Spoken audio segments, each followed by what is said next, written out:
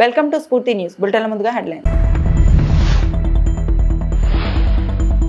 ఢిల్లీ పేలుడు ఘటన, బాధితులకు ప్రధాని మోదీ పరామర్శ.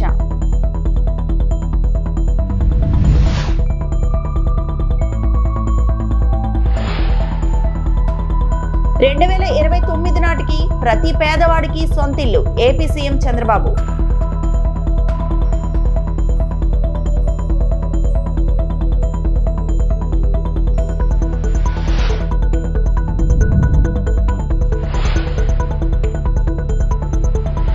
వరాహ ఇండస్ట్రియల్ పార్కు మంత్రి అనిత భూమి పూజ.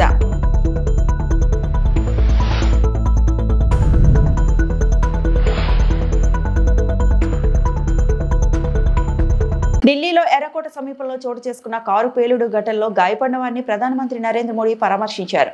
భూటాన్ పర్యటన ముగించుకొని స్వదేశానికి చేరుకున్న వెంటనే నేరుగా ఎల్ఏఎన్స్కోపీ ఆసుపత్రికి వెళ్లారు. గాయపడిన వారిలో మాట్లాడి త్వరగా కోలుకోవాలని ఆకాంక్షించినట్లు అధికార వర్గాలు తెలిపాయి. క్షతగాత్రుల పరిస్థితిని అక్కడ వైద్యులు ఆయనకు వివరించారు. కాసేపట్లో ప్రధాని ఉన్నత స్థాయి సమావేశం నిర్వహించనున్నట్లు సమాచారం.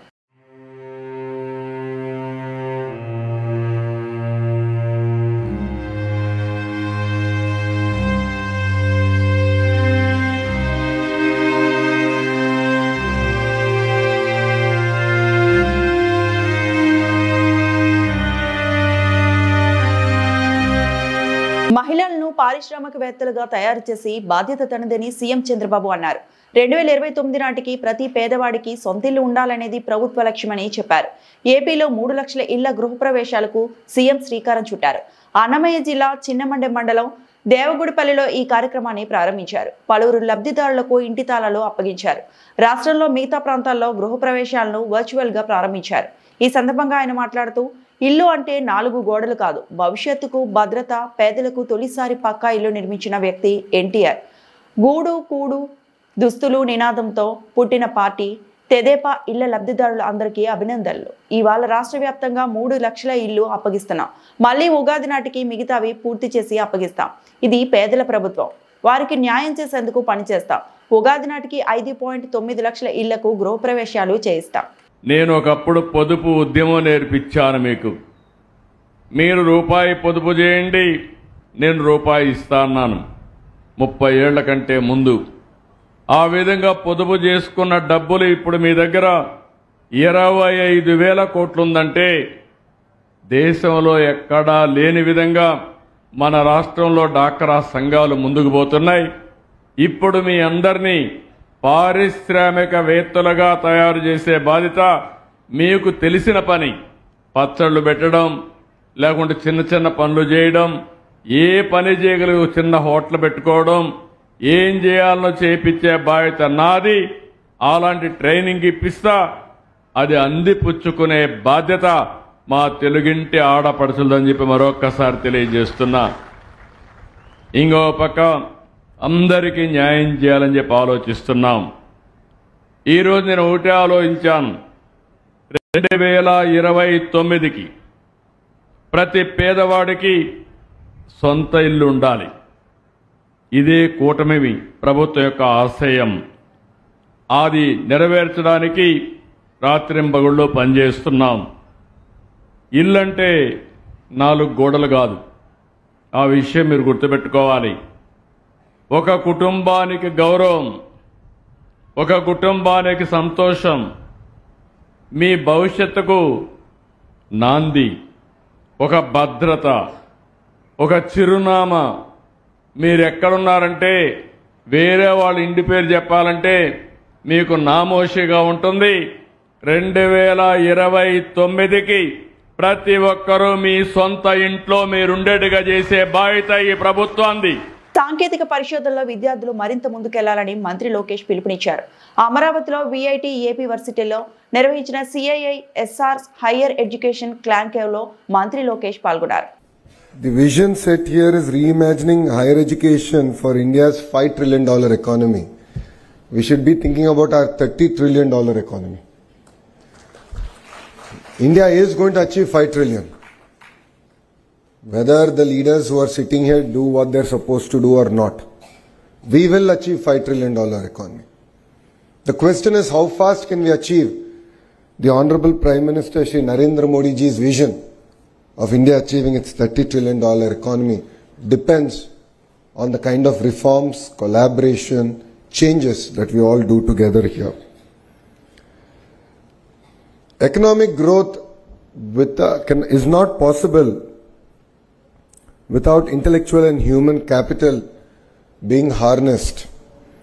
Higher education is not merely a sector for me, it is a strategic pillar here in Andhra Pradesh.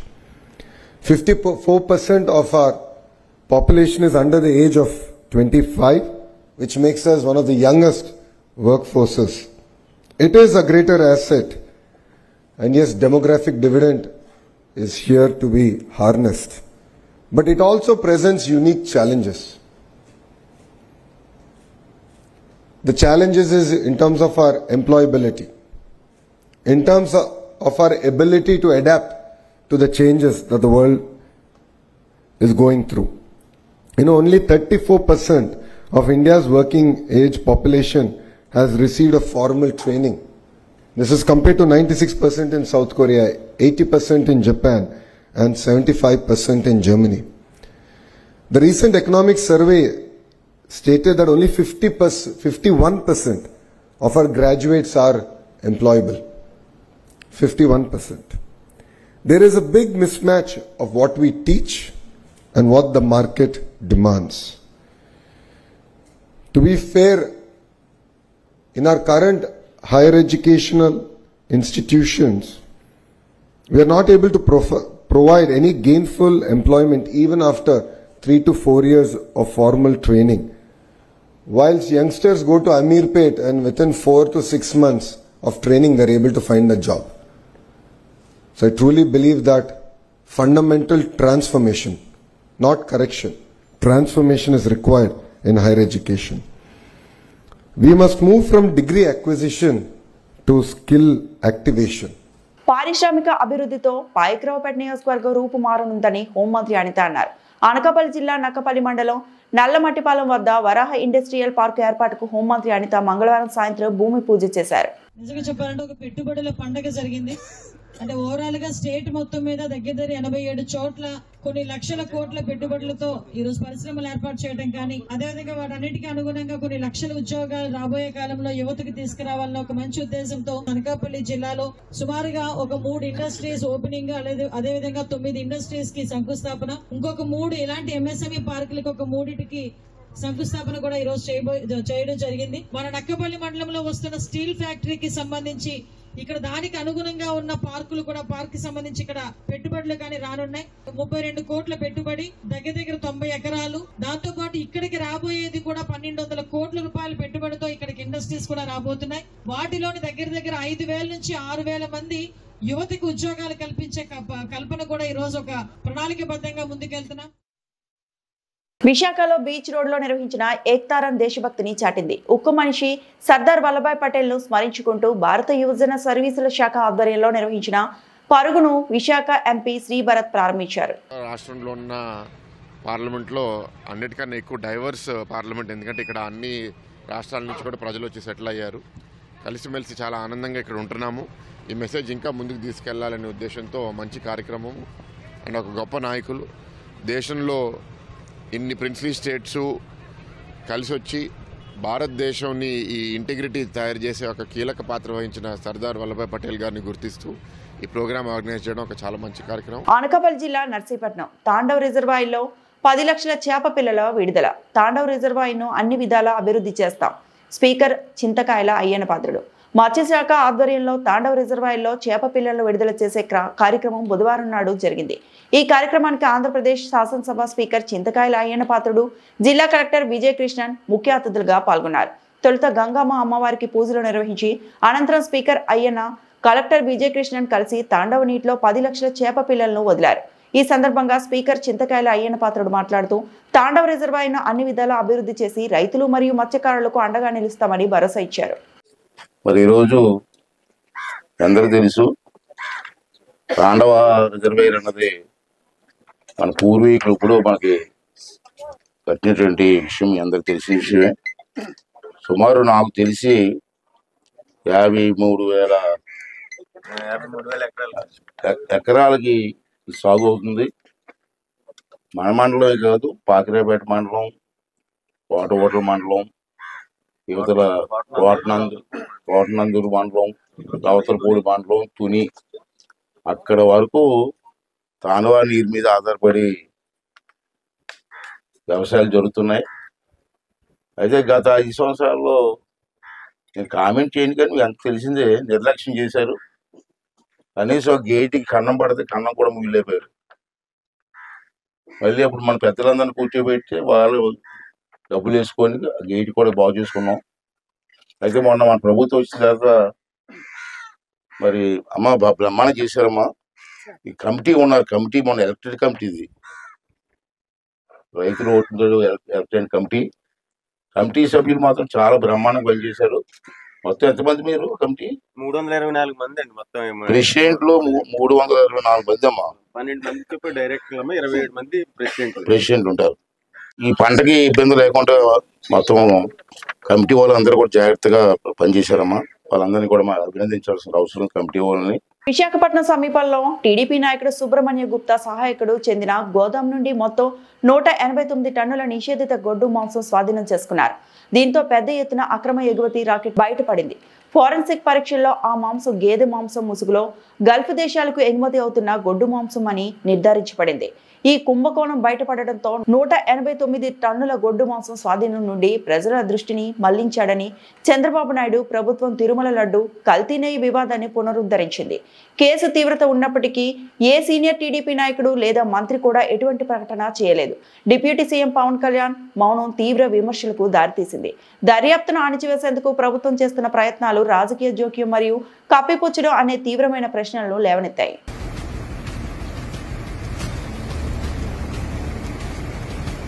ప్రైవేటీకరణ జరుగుతోందంటే అభివృద్ధి జరుగుతుందని అర్థమని తాడిపత్రి ఎమ్మెల్యే జేసీ అశ్మిత్ రెడ్డి తెలిపారు. అసలు వైసీపీ పార్టీ చేస్తున్న కోటి సంతకాల సేకరణ ఏమీ అవసరమని, 1980లోనే మన దేశం పారిశ్రామికంగా అభివృద్ధి చెందిందంటే దానికి కారణం ప్రైవేటీకరణ వల్లే సాధ్యమైందని అశ్మిత్ రెడ్డి అన్నారు. ప్రైవేటీకరణ వల్ల ఏమి నష్టం ఉందని వైసీపీ నాయకులను ఆయన ప్రశ్నించారు. తమ ప్రభుత్వం అభివృద్ధి అని ముందుకు వెళ్తుంటే వైసీపీ నాయకులు ఇంకా ఫ్యాక్షన్ చేస్తామంటూ ముందుకు పోతున్నారని, తాడిపత్రి పట్టణంలో డ్రైనేజీ పనుల నిమిత్తం దాదాపు 11 కోట్ల నిధులు మంజూరు అయ్యాయని, త్వరలోనే డ్రైనేజీ సమస్యలు లేకుండా చేస్తానని ఎమ్మెల్యే జేసీ అశ్మిత్ రెడ్డి తెలిపారు. డ్రైనేజీ క్లీనింగ్ కోసం 90 లక్షలు విలువ చేసే అత్యాధునికమైన వాహనాలు తెచ్చామని, త్వరలోనే డ్రైనేజీ సమస్య పూర్తిగా అవుతుందని అశ్మిత్ రెడ్డి అన్నారు. మీరు కూడా పోటాపోటీ అంటే ఎట్లా? మీరు కూడా 5 ఏళ్ళు తిరిగినారు కదా ఈ ఊర్లో, ఎట్లుండా పోయినసారి? మేమేదో అభివృద్ధి కార్యక్రమం చేస్తున్నాము, వాళ్ళు అభివృద్ధి జరగకుండా ఆపాలని చూస్తున్నారు. దేనికి కోటి సంతకాలు? దేనికి? మీరంతా తన్నులు తినలేదా? మీ ఇండ్ల పైకి కూడా వచ్చారు, గుర్తుందా? మళ్ళా దేనికా కోటి సంతకాలు? ఎక్కడైనా ప్రైవేటైజేషన్ జరుగుతుందంటే అభివృద్ధి జరుగుతానట్టే. 1980s లో ఇండస్ట్రియలైజేషన్ అయిందంటే మన భారతదేశం ఓన్లీ బికాస్ ఆఫ్ ప్రైవేటైజేషన్. లేకపోతే ఎక్కడికి ముందు పోయిందా? ఈ రోజు ఏ విధంగా అయితే 1970లో ఉన్నామో అదే విధంగా నిండు. తప్పేముంది ప్రైవేటైజేషన్ చేస్తే? మేమన్నా ఈరోజు అభివృద్ధి కార్యక్రమం పెట్టినాం. వాళ్ళు ఏదో ఒకటి ప్రభుత్వం ముందుకు పోతుంది మంచి చేసుకుంటా అడ్డుకోవాలని చెప్పి రోడ్డు పైకి వస్తున్నారు తప్ప ఈ రాష్ట్రాన్ని మాత్రం మంచి చేద్దామని అయితే లేరు. వాళ్ళు మళ్ళీ కూడా ఫ్యాక్షన్ మొదలు పెడతా అని చెప్పారు. ఇంకా ఇప్పుడు ఆల్రెడీ ఒకసారి ఫ్యాక్షన్ మొదలు పెడతా అంటేనే ప్రజలు ఏం చేశారో చూశారు, ఇంటికి పంపించినారు 2024 ఎలక్షన్ లో. ఇంకా ఈసారి మళ్ళా చెప్పినాడంటే ఇంకా బుద్ధి లేదంటే, ఆయన సలహాదారులు మంచోళ్ళో తెలియట్లేదు, ఆయన సొంత బుర్ర వాడతా అంటే ఇంకా దానికి ఎవడేం చేయలేడు. ఈ కాలంలో ఫ్యాక్షన్ మాట పడేటోడు ఎవడున్నాడా? అయ్యా బుజ్జి అమ్మ అని చేతులు కాళ్ళు పట్టుకుంటే తప్ప పలికేటోళ్ళు లేని కాలంలో నేను ఫ్యాక్షన్ మొదలు పెడతానా? ఆయన వెనకలు ఎవరున్నారో అడుగు ఫస్ట్, ప్రశ్నించుకోమని. ఉన్నారా లేదా ఫ్యాక్షన్ చేసేదానికి? లేదంటే ఆయనే కత్తి పెట్టుకుని రోడ్లో తిరగాల. అనకాపల్లి జిల్లా నర్సీపట్నంలో మాజీ ఎమ్మెల్యే గణేష్ ఆధ్వర్యంలో ప్రజా ఉద్యమం వైసీపీ శ్రేణులతో భారీ ర్యాలీ. ఆర్డీఓ కార్యాలయంలో వినతిపత్రం అందజేత. మెడికల్ కాలేజీలు ప్రైవేటీకరణకు వ్యతిరేకంగా నర్సీపట్నం మాజీ ఎమ్మెల్యే గణేష్ ఆధ్వర్యంలో వైసీపీ పార్టీ శ్రేణులతో కలిసి బుధవారం వైసీపీ ప్రజా ఉద్యమం కార్యక్రమం నిర్వహించారు. ముందుగా గాంధీ విగ్రహానికి, అంబేద్కర్ విగ్రహానికి పూలమాలలు వేశారు. అనంతరం వైసీపీ కార్యకర్తలతో కలిసి అబిద్ సెంటర్ నుండి శ్రీకన్య సెంటర్ వరకు ర్యాలీగా వెళ్లారు. అనంతరం నర్సీపట్నం ఆర్డీఓ కార్యాలయంలో వినతిపత్రం అందజేశారు. మాజీ ఎమ్మెల్యే గణేష్ మాట్లాడుతూ వైసీపీ ప్రభుత్వంలో నాటి ముఖ్యమంత్రి వైఎస్ జగన్మోహన్ రెడ్డి రాష్ట్రంలో 17 నూతన ప్రభుత్వ మెడికల్ కాలేజీలు మంజూరు చేశారన్నారు. అయితే అందులో రాష్ట్ర ప్రభుత్వం కొన్ని పూర్తి చేయగా ఇంకా 10 వరకు పూర్తి కావాల్సి ఉందన్నారు. వీటిని ప్రస్తుత కూటమి ప్రభుత్వం పీపీపీ పద్ధతిలో ఇచ్చేందుకు నిర్ణయించడంపై మండిపడ్డారు. గత ప్రభుత్వ హయాంలో 5 కాలేజీలు ప్రారంభించామన్నారు. దీనివల్ల 750 మెడికల్ సీట్లు అందుబాటులోకి తీసుకొచ్చామన్నారు. ఈ పర్యటనలో నియోజకవర్గంలో వైసీపీ జెడ్పీటీసీ ఎంపీటీసీలు మున్సిపల్ చైర్మన్ సర్పంచ్లు నాయకులు కార్యకర్తలు పాల్గొన్నారు. ఈరోజు వైఎస్ఆర్ కాంగ్రెస్ పార్టీ రాష్ట్ర అధ్యక్షులు వైఎస్ జగన్మోహన్ గారు పిలుపు మేరకు రాష్ట్ర వ్యాప్తంగా ఉన్న 170 నియోజకవర్గాల్లో కూడా మరి ఏదైతే మెడికల్ కాలేజీ ప్రైవేటీకరణ చేస్తున్నారో మరి దానికి వ్యతిరేకంగా మరి ప్రతి నియోజకవర్గం కూడా ర్యాలీ చేసే కార్యక్రమం పిలుపుకోవడం జరిగింది. మరి అందులో భాగంగా ఈరోజు నర్సీపట్నం నియోజకవర్గ ఆధ్వర్యంలో మరి వైఎస్ఆర్ కాంగ్రెస్ పార్టీ ఆధ్వర్యంలో పార్టీ శ్రేణులందరూ కూడా పార్టీ నాయకులు కార్యకర్తలందరూ కూడా పెద్ద ఎత్తున ఈరోజు మరి కార్యక్రమంలో పాల్గొనడం జరిగింది. అతిగా ముఖ్యంగా చెప్పాలంటే ఈనాడు 2019 ఆనాడు జగనన్న ముఖ్యమంత్రి అయిన నాటికి కేవలం మన రాష్ట్రంలో కేవలం 11 మెడికల్ కాలేజీలు ఉంది, ప్రభుత్వ మెడికల్ కాలేజ్. జగనన్న ప్రభుత్వం వచ్చిన తర్వాత దాన్ని మరి సుమారుగా మరి 17 మెడికల్ కాలేజీలు పూర్తి చేయడం జరిగింది. అంటే నిర్మాణంలో ఉన్నాయి, ఒక 10 ఏమో నిర్మాణంలో ఉన్నాయి, 7 ఏమో పూర్తి చేయడం జరిగింది. అయితే ఈ 10 కూడా ఈరోజు ఈ కూటమి ప్రభుత్వం వచ్చిన తర్వాత మరి పీపీపీ పద్ధతిలో మరి ప్రైవేటు వారికి కట్టబడే కార్యక్రమం చేపట్టడం జరుగుతుంది. అయితే దురదృష్టం ఏంటంటే ఈరోజు కూటమి ప్రభుత్వం వచ్చిన తర్వాత ఈ సంవత్సరాల కాలంలో మరి ఇవన్నీ కూడా పక్కన పెట్టి మరి ప్రైవేట్ పరంగా చేసే కార్యక్రమం చేపట్టడం జరుగుతుంది. అయితే మీ ద్వారా ఇక్కడ పత్రికా పెద్దల ద్వారా ఈ ప్రాంతంలో ఉన్న వేలాది మంది అందరికి కూడా తెలియపరిచేది ఏంటంటే ఈ రోజు ప్రభుత్వ హాస్పిటల్ కానీ ఉంటే మనకి ప్రభుత్వ హాస్పిటల్ ఉంటే మనం వైద్యం ఫ్రీగా ఇస్తారు. అలాగే మరి పరీక్షలు ఏమో చేయాలంటే ఫ్రీగా చేస్తారు, ఆపరేషన్ కావాలంటే ఫ్రీగా చేస్తారు, ఒక మందులు కావాలంటే ఫ్రీగా ఇస్తారు, అక్కడ ఉండే పరిస్థితి ఉంటే బెడ్లు కూడా ఫ్రీగా ఇస్తారు. కానీ ఈ పీపీ ప్రభుత్వం వచ్చిన తర్వాత అప్పచెప్పిన తర్వాత ప్రైవేట్ వారికి మన వైద్యం కావాలంటే ఫీజు కట్టాలి, పరీక్షలు కావాలంటే ఫీజు కట్టాలి, అలాగే ఆపరేషన్ చేయాలంటే డబ్బులు చెల్లించాలి, అక్కడ ఉండే అవకాశం ఉంటే బెడ్లకు ఛార్జీలు చేయాలి, మందులు కూడా డబ్బులు ఇవ్వాలంటే ఈ విధంగా ప్రైవేటు వారికి ఇచ్చి మరి ప్రైవేటు వారి ద్వారా మన ప్రాంతంలో ప్రజలందరినీ కూడా దోచుకునే కార్యక్రమం చేస్తానని చెప్పి సందర్భంగా తెలియపరచడం జరుగుతుంది. ఏలూరు జిల్లా కామవరపుకోటలో ఈ రోజు వైఎస్ఆర్సీపీ అధ్యక్షుడు వైఎస్ జగన్మోహన్ రెడ్డి ఆదేశాల మేరకు చింతలపూడి నియోజకవర్గ ఇన్ఛార్జ్ కంబం విజయరాజు ఆధ్వర్యంలో మెడికల్ కాలేజీల ప్రైవేటీకరణ వ్యతిరేకిస్తూ ప్రజా ఉద్యమం చేపట్టారు. ఈ ఉద్యమంలో వైసీపీ నాయకులు కార్యకర్తలు అభిమానులు చౌరస్తా సెంటర్ నుండి తహసీల్దార్ కార్యాలయం వరకు ప్లకార్డులు ప్రదర్శిస్తూ మెడికల్ కాలేజీలను ప్రైవేటీకరణ రద్దు చేయాలని నినాదాలతో ర్యాలీ చేపట్టి ఎంఆర్ఓ కార్యాలయంలో వినతిపత్రం సమర్పించారు. ఈ కార్యక్రమంలో వైసీపీ నియోజకవర్గ కన్వీనర్ కంబం విజయరాజు, ఏలూరు పార్లమెంట్ ఇన్ఛార్జ్ కారుమూరి సునీల్ కుమార్, మండలంలో వైసీపీ కార్యకర్తలు అభిమానులు పాల్గొన్నారు.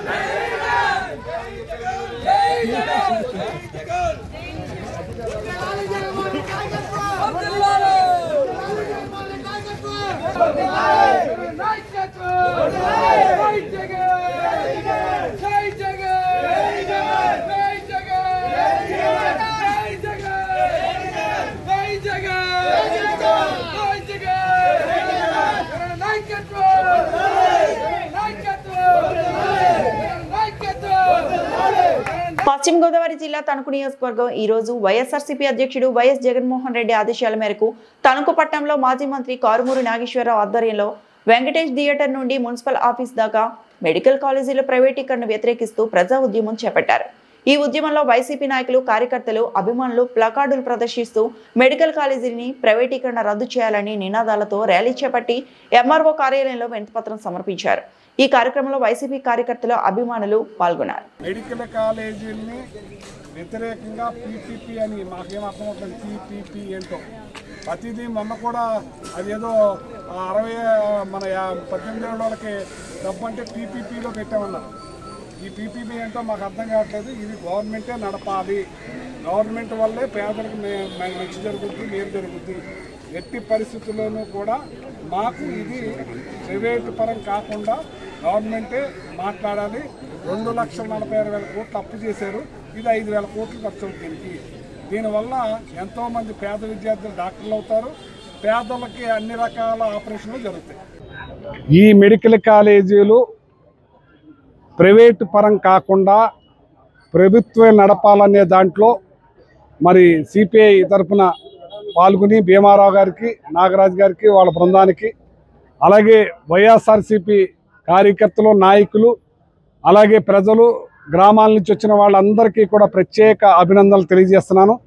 ఇది కార్యక్రమం ఒకటైంది, మళ్ళీ రెండోది జిల్లాలో ఉంటుంది. జిల్లా తర్వాత మళ్ళీ మన గవర్నర్ గారికి ఇచ్చే కార్యక్రమం జగన్మోహన్ రెడ్డి గారితో ఉంటుంది.